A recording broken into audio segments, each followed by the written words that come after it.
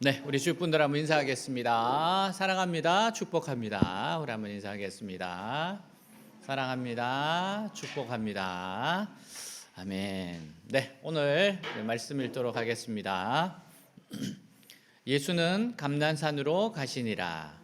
아침에 다시 성전으로 들어오시니 백성이 다 나오는지라 앉으사 그들을 가르치시더니 서기관들과 바리새인들이 음행 중에 잡힌 여자를 끌고 와서 가운데 세우고 예수께 말하되 선생이여 이 자가 간음하다가 현장에서 잡혔나이다. 모세는 율법에 이러한 여자를 돌로 치라 명하였거니와 선생은 어떻게 말하겠나이까.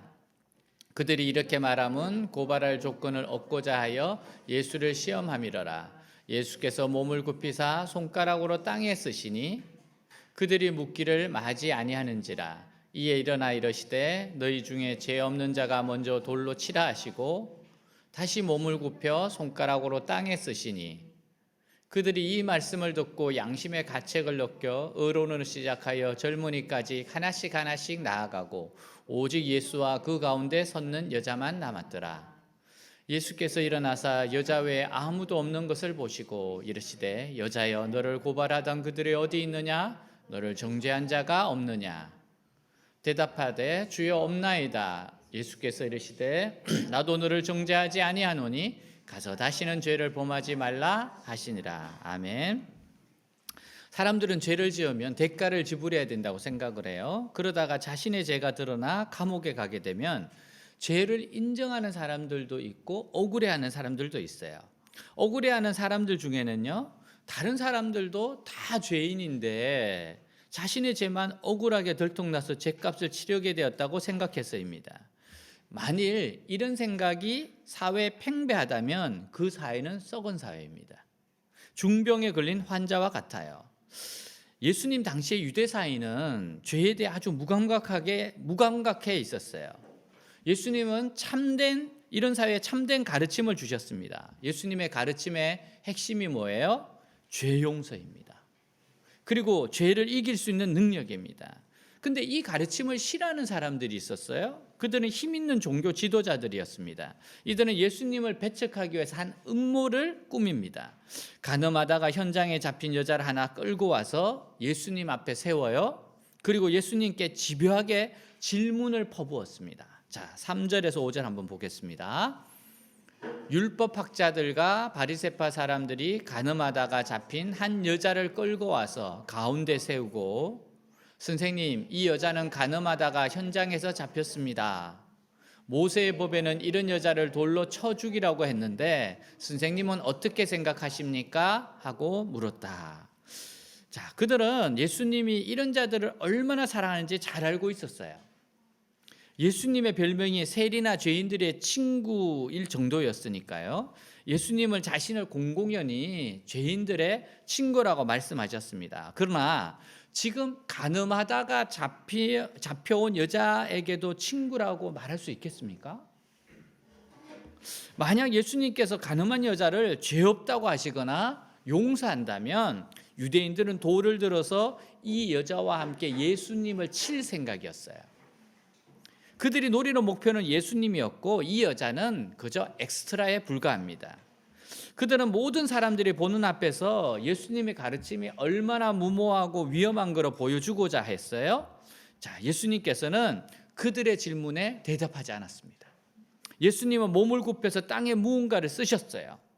유대인들은 계속해서 대답을 독촉했습니다. 그때 예수님께서는 단 한마디의 말씀만 하셨습니다. 자, 7절입니다. 같이 읽겠습니다. 그래도 그들이 계속해서 질문을 하자 예수님은 일어나 너희 가운데 죄 없는 사람이 먼저 그 여자를 돌로 쳐라 하시고 그리고는 다시 몸을 굽혀서 손가락으로 땅에 무언가를 쓰셨어요.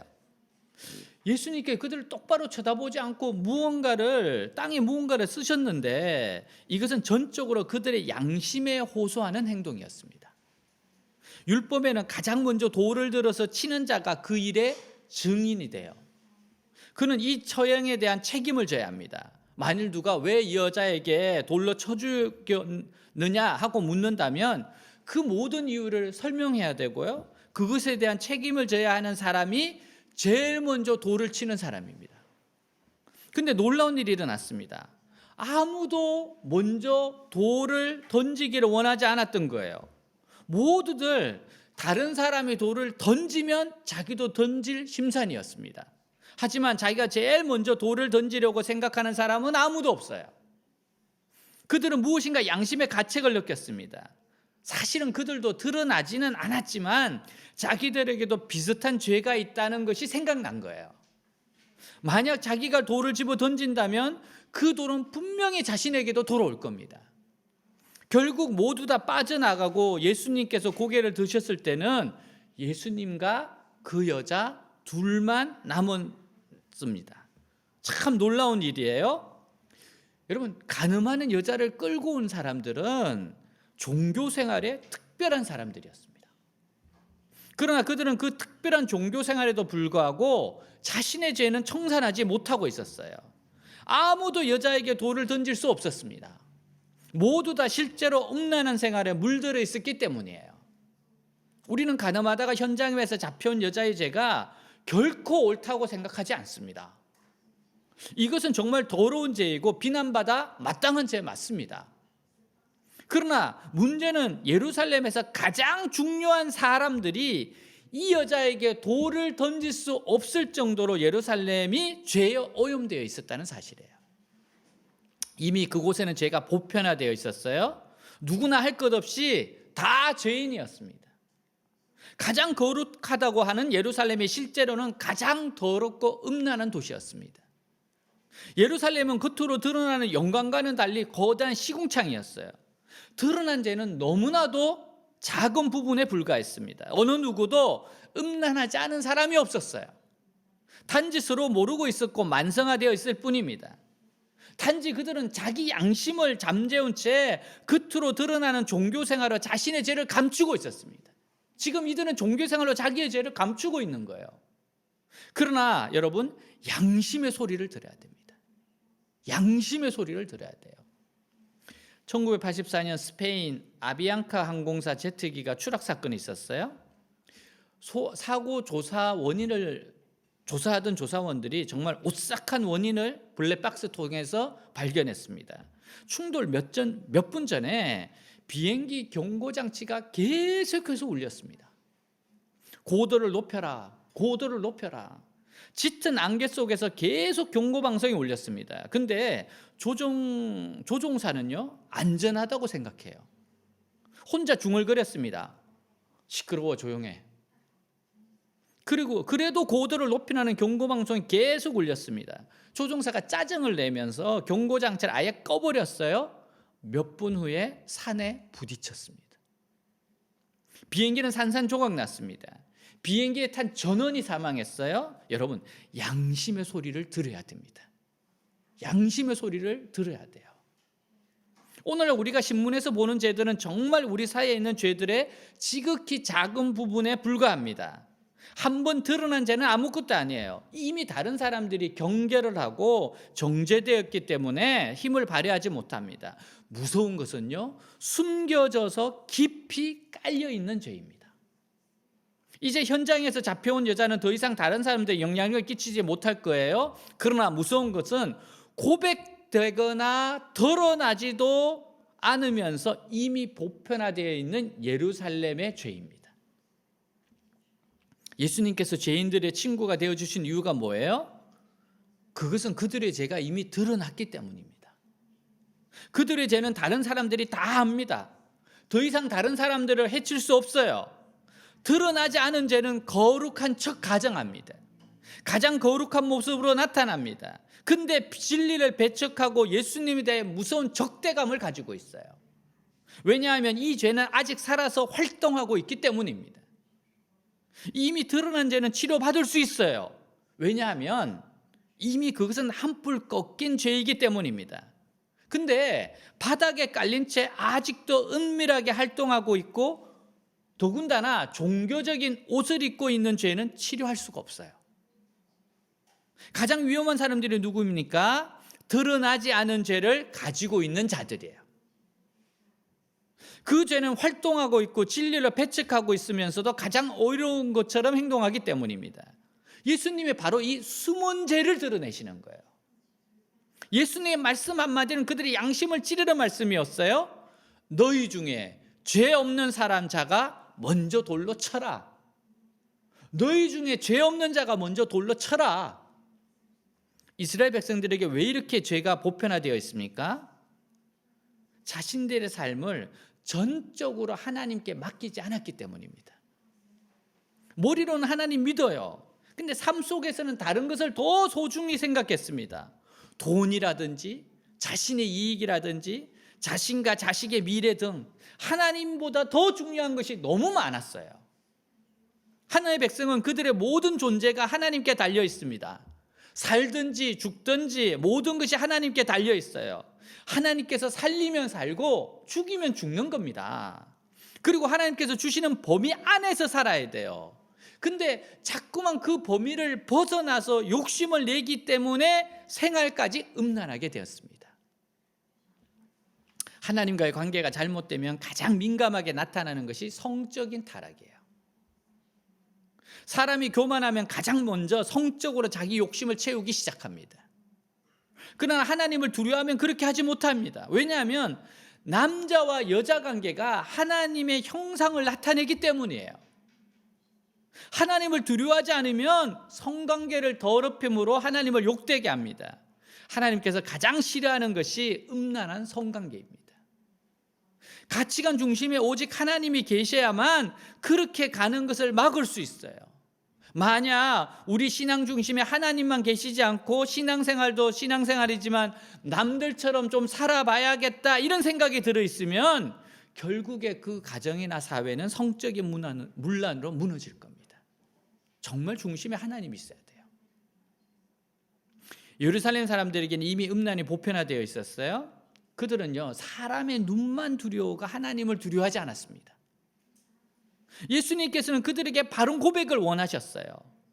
예수님께서는 이미 예루살렘의 독버섯처럼 퍼져있는 음란한 죄를 보셨습니다. 너희 중에 죄 없는 자가 돌로 치라고 하셨을 때 예수님은 그들이 차라리 그 여자 곁에 서 있기를 원하셨어요. 차라리 그 여자 곁에 서기를 원하셨어요. 도망가는 게 아니라 그 여자 곁에 서서 저도 죄인입니다 이렇게 하기를 원하신 겁니다. 모두 자기들이 들었던 돌을 내려놓고 그 여자 앞에 서서 그 여자의 손을 잡고 함께 주님을 바라봤더라면 그들은 크나큰 주님의 신실하심을 체험할 수 있었을 겁니다. 그러나 그들은 양심의 고통을 받으면서도 주님께 그것을 토하지 않고 그대로 돌아갔어요. 왜 그렇습니까? 그들은 사람들의 눈이 무서워서 그래요. 그들은 지금까지 자신의 명예를 잃어버리고 싶지 않았습니다. 그래서 회개할 기회가 왔는데도 그들은 자기의 죄를 내어놓지 않았습니다. 여러분, 하나님께서 그들의 마음에 강한 부담을 주시고 양심이 그들을 깨우고 있음에도 불구하고 그들은 하나님의 눈보다도 사람의 눈을 더 두려워했습니다. 죄의 창거를 끊는 방법은 하나밖에 없어요. 자기를 괴롭히는 죄를 고백하는 겁니다. 겁나도록 무서운 죄도 일단 자백하기만 하면 힘을 잃어버립니다. 마치 패스트처럼 죄도 공개적으로 드러나기만 하면 갑자기 힘을 잃어버려요. 자, 요한 1서 1장 9절 한번 같이 읽겠습니다. 우리가 우리 죄를 고백하면 신실하고 의로우신 하나님은 우리 죄를 용서하시고 모든 죄악에서 우리를 깨끗하게 하실 것입니다. 여러분, 나를 괴롭히고 있는 죄를 자백하기만 하면 그 죄는 힘을 잃어버립니다. 시인하기만 하면 됩니다. 하나님께서는 신실하신 분입니다. 반드시 그를 괴롭히고 있는 불의에서 건지실 겁니다. 헤롯 왕과 다윗 왕을 한번 비교해 봅시다. 헤롯은요 동생을 죽이고 동생 아내와 같이 살았습니다. 세례 요한이 아주 신랄하게 비판했어요. 헤롯은 세례 요한이 아무리 잘못을 지적하여도 잘못을 인정하지 않았습니다. 그래서 세례 요한의 목을 잘랐어요. 그러나 다윗 왕은 달랐습니다. 신하 우리야 장군을 죽이고 그의 아내와 살았습니다. 나단이 와서 그의 죄를 지적을 해요. 당신이 죄인이다. 죄를 인정했습니다. 침상에 앉아서 눈물로 침상이 둥둥 떨 정도로 회개했대요. 얼마나 눈물을 많이 흘렸는지. 여러분, 죄를 인정하고 고백하지 않은 헤롯은 폭군으로 남았고, 죄를 인정하고 고백한 다윗은 역사상 가장 놀라운 성군이 되었어요. 오늘날 교회에서 회복되어야 할 가장 중요한 것이 바로 죄의 자백입니다. 죄를 자백하지 않는 것보다 더 하나님의 은혜를 교회에서 몰아내는 것은 없습니다. 예수님이 참으로 답답해하는 것은 마음의 부담을 느끼면서도 죄를 자백하지 않는 오만한 마음이에요. 그렇게 부담이 되면서 왜 너의 죄를 토설치 않느냐?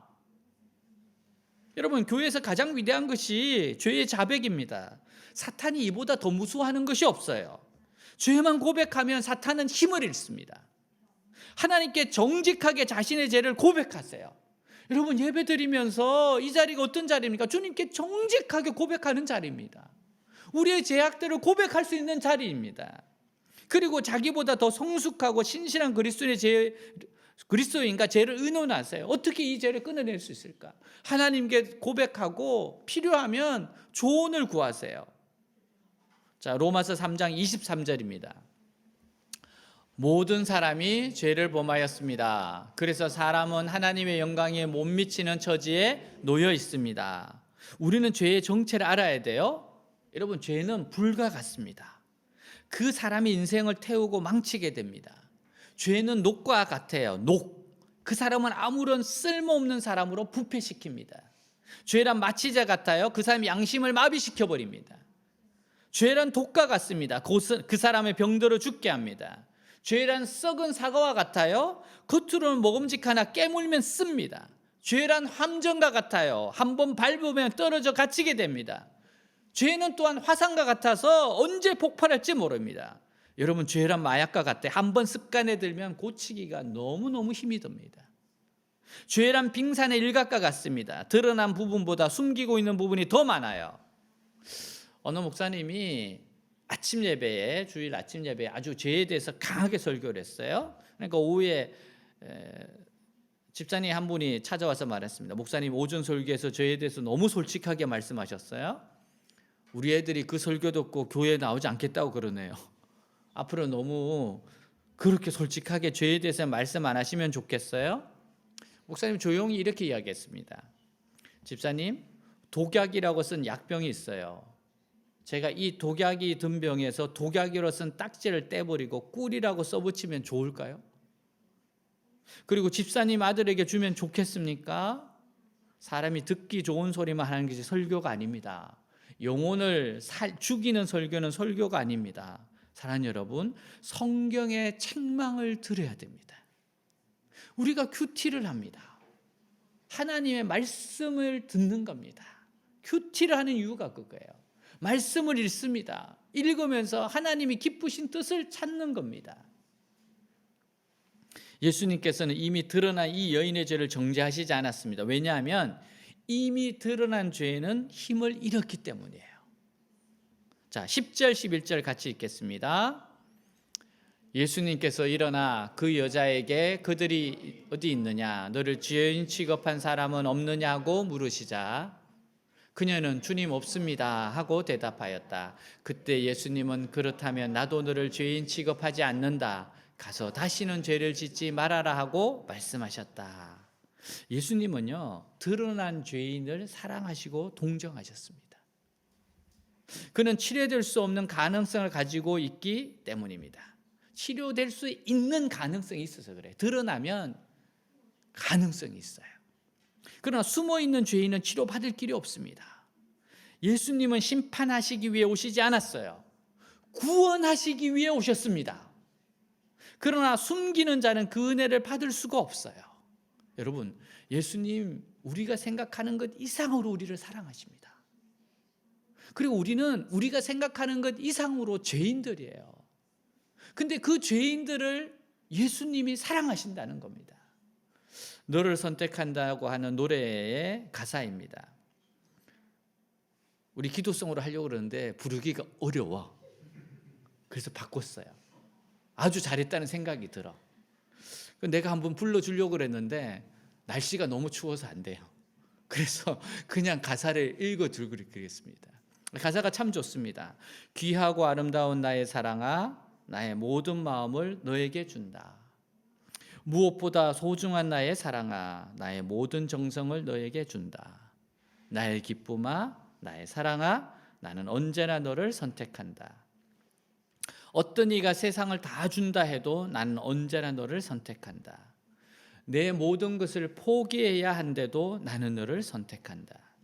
어디에 있든지 무엇을 하든지 상관하지 않고 너를 사랑한다. 내가 나를 사랑하지 않아도 상관하지 않고 너를 사랑한다.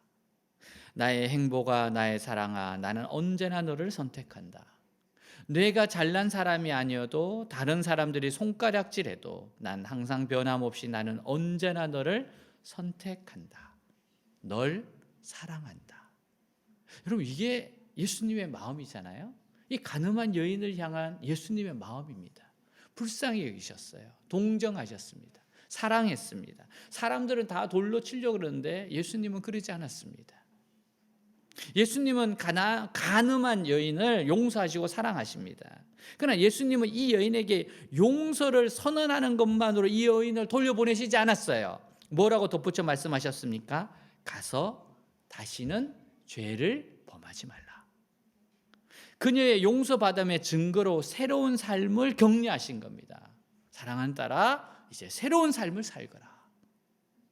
죄사함은 구원의 소극적 은총에 불과합니다.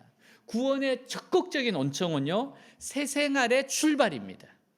사실 우리가 용서받으면 이제부터 새 삶을 살기 위한 거예요. 복음은 그리스도의 십자가의 죽으심과 부활입니다.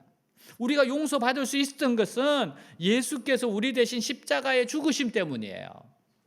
그러나 이제 우리가 새로운 인생의 걸음을 시작할 수 있는 것은 예수님께서 십자가에 부활하셔서 우리를 새 길로 인도하시기 때문입니다. 부활은 새로운 삶으로 인도하심입니다. 본문에 이어진 우리 요한복음 8장 12절 말씀을 한번 같이 읽어보겠습니다. 예수께서 또 말씀하여 이르시되 나는 세상의 빛이니 어둠에 다니지 아니하고 생명의 빛을 얻으리라. 아멘. 새 삶은요, 빛 대신 예수 그리스도를 따르는 겁니다.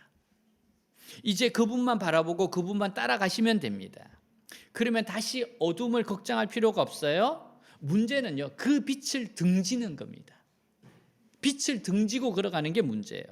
빛이신 주님에게서 시선을 떼지 마세요. 그분을 바라보세요. 날마다 바라보세요. 그리고 그 빛 안에 머무는 것을 최고의 즐거움으로 삼으십시오. 말씀과 기도로 하루하루를 살아야 합니다. 유명한 화가 렘브란트가 그린 가늠하다 잡혀온 여인의 성화가 있어요. 네, 이 그림입니다. 근데 여러분, 이 그림 보면 중앙에 여인에 있는 곳이 굉장히 밝습니다. 빛이 비추고 있어요. 빛이 엎드린 여인을 둘러 비추고 있습니다. 너무나 환하고 밝고 따뜻해요. 바로 그 빛 안에서 그녀는 용서를 경험하고 새 인생의 출발을 경험할 수 있었던 겁니다. 그리고 여인의 삶을 지켜보는 또 다른 용서받은 사람들의 따뜻한 시선과 함께 이제 이 여인이 일어나 새로운 길을 걸어가게 된 겁니다. 가서 다시는 죄를 범하지 말라. 그는 그녀의 용서받음의 증거로 새로운 삶을 격려하신 거예요. 새로운 삶을 살아가도록 용서하신 겁니다. 예수님께서는 가늠한 여인 곁에 있는 죄인들에게 강요하지 않았어요. 한 명 한 명 이름을 부르면서 앞으로 나오라고 하지 않았습니다. 오히려 몸을 숙이시고 결단을 내리기를 기다려 주셨습니다. 스스로 결단을 내리도록. 이것이 예수님 우리를 초청하시는 방법이에요. 너무 인격적이십니다. 하나님의 말씀이 우리에게 부딪힐 때 우리의 마음은 불안해요. 말씀이 부딪히면 불안합니다. 그럴 때 어떻게 해야 합니까? 그 불안을 하나님께 무릎 꿇고 기도하는 자리로 이어가야 합니다. 그리고 자기 마음에 일어난 갈등과 고통을 조용히 주님께 말씀드리세요. 그러면 놀라운 성령의 기쁨과 은혜를 체험하게 됩니다. 말씀이 우리를 불안하게 하는 것은 주님께서 우리를 더욱 이끄신다는 신호입니다. 말씀이 우리를 불안하게 하는 것은 성령의 생수를 마시도록 초청하는 거예요. 자신의 부족을 주님 앞에 솔직하게 인정할 때 주님은 우리로 하여금 성령을 마시게 하십니다. 우리의 힘으로는 신앙생활을 해나갈 수가 없어요. 오직 주님께서 주시는 성령을 마심으로 우리는 이 세상에서 하나님 뜻대로 살 수 있습니다. 여러분, 오늘도 주님은 우리를 기다리고 계세요. 이 여자 옆에 서서 사실은 나도 이 여자 못지않게 부패했다고 고백하기를 기다리고 계십니다. 오늘도 이중적인 생활로 갈등을 겪는 우리를 기다리고 계세요. 여러분, 다른 위안을 찾지 말고 자기 방법으로 갈등을 해결하려고 하지 말고 주님이 싸매어 주시도록 불안하고 괴로운 그대로 주님께 혼자 나아가세요. 놀라운 치료를 경험할 겁니다. 여러분, 그 은혜는 시간이 가면 갈수록 더욱더 충만해질 겁니다. 처음에는 약하게 시작하지만 가면 갈수록 감당할 수 있는 은혜가 쏟아질 거예요. 나중에는 이 은혜가 우리를 몰고 갈 겁니다. 다시는 죄의식으로 목말라하지 않을 겁니다. 여러분, 하나님 은혜가 중단되는 법이 없어요. 하나님 은혜는 중단되지 않습니다. 이것이 겸손하고 정직한 사람에게 주시는 은혜입니다. 근데 정직하다는 것은 자기 감정에 정직한 것이 아니라 주님의 말씀에 정직한 거예요. 주님의 말씀에 정직한 겁니다. 가늠한 여인이라고 고백하며 주님께 오늘 나아갑시다. 주님, 제가 바로 가늠한 여인입니다. 여러분, 그런 고백으로 주님께 나아갑시다. 주님께서 우리를 안아주실 겁니다. 깨끗하게 하실 겁니다. 그리고 다시는 죄를 범하지 말라 하시면서 새로운 삶으로 나아가도록 격려하실 겁니다. 우리 모두가 가늠한 여인처럼 가늠한 여인이 돼서 주님 앞에 나아갑시다. 다 같이 일어나겠습니다.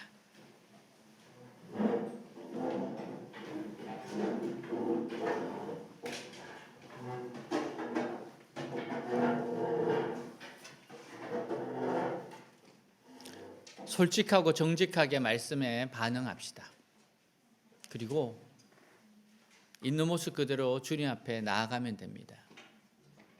주님이 진짜 원하셨던 게 뭐예요? 이 가늠한 여인을 보면서 그 옆에 서는 거였어요.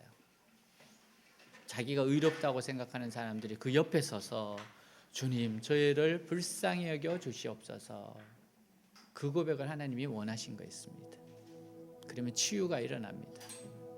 새로운 삶이 열리기 시작하는 겁니다. 우리 함께 기도하면서 주님 앞에 나아가겠습니다. 기도합니다. 하나님 아버지, 주님, 사랑하는 주님, 사랑하는 주님, 주님의 그 은혜와 은총이 있는 곳으로, 주님의 용서가 있는 곳으로, 주님이 사랑하시는 그곳으로 나아갑니다. 하나님, 주님의 그 빛 되신 곳으로 나아갑니다. 주님의 우리를 부르시는 곳으로 나아갑니다. 가늠한 여인이 있는 그 자리로 나도 갑니다. 너희를 정죄하는 자가 어디 갔느냐? 나도 너를 정죄하지 않는다. 다시는 가서 죄를 범하지 말라. 하나님, 정말 이 말씀 앞으로 나아갑니다. 하나님, 내가 죄인이며 하나님 앞에서 하나님 중심이 주님께로 주님을 왕으로 모시지 않고 내 삶의 중심의 자리에 있는 죄인인 것을 압니다.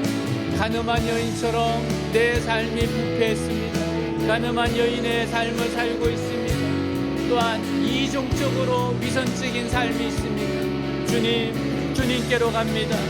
주님께로 갑니다. 여기 가늠한 여인이 있습니다. 여기 죄인이 있습니다. 하나님, 불쌍히 여겨 주시옵소서. 주님, 치료하여 주시옵소서. 주님, 새롭게 하여 주시옵소서.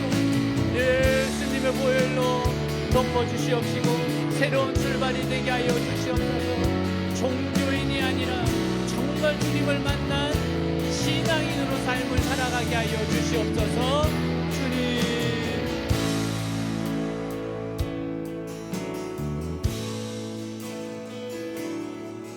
예수, 우리들의 밝은 빛, 은혜와 긍휼을 베푸시는 주, 주의 그 길을 따라가는 주의 자녀들의 항상 밝은 빛을 비추시네. 그는 구원의 주 하나님, 공의로 세상을 다스리시네. 주를 경외하는 자들에게 부어주시는 놀라운 주님의 영광. 하늘에서 찬란하게 빛나는 주의 영광, 이 땅에 오셨네. 어둠을 밝히고 새 생명 주시네. 영원히 빛나는 나의 예수님, 높이 영광과 찬양 받으실 주 이름 경배합니다. 슬픔을 거두고 내게 자유 주시네. 기쁨의 노래를 영원한 나의 빛 예수께. 예수 우리들의 밝은 빛, 예수 우리들의 밝은 빛, 은혜와 긍휼을 베푸시는 주, 의의 길을 따라가는 주의 자녀들에게 항상 밝은 빛을 비추시네. 그는 구원의 주 하나님, 공의로 세상을 다스리시네. 주를 경외하는 자들에게 부어주시는 놀라운 주님의 영광.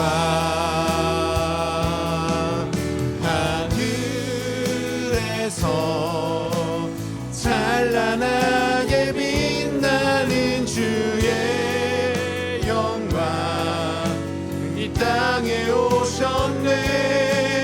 어둠을 밝히고 새 생명 주시네. 영원히 빛나는 나의 예수님,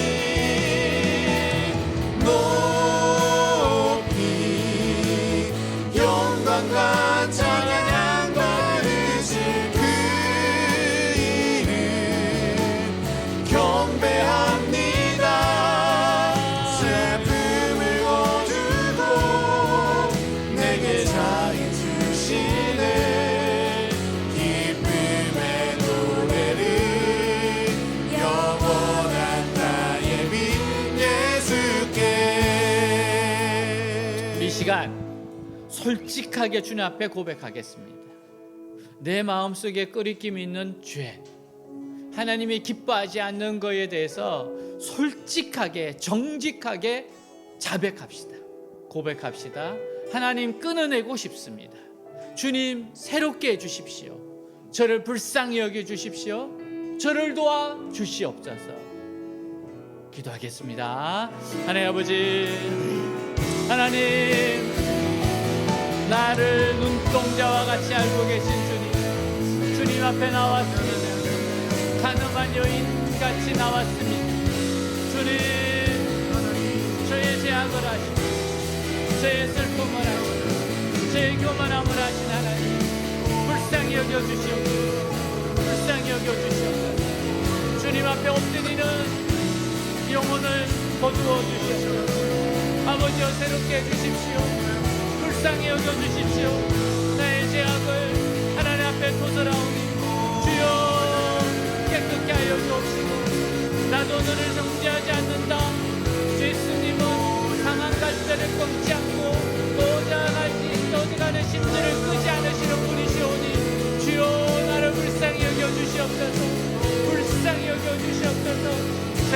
하여 주옵소서. 주님 빛 가운데 걸어가게 하여 주옵소서. 주님 안아주시옵소서. 주님 긍휼이 많으시고 사랑이 많으신 하늘, 우리를 꼭 안아주시고 가늠한 여인에게 나도 오늘을 정죄하지 않는다, 다시는 가조제를 범하지 말아라 하신 말씀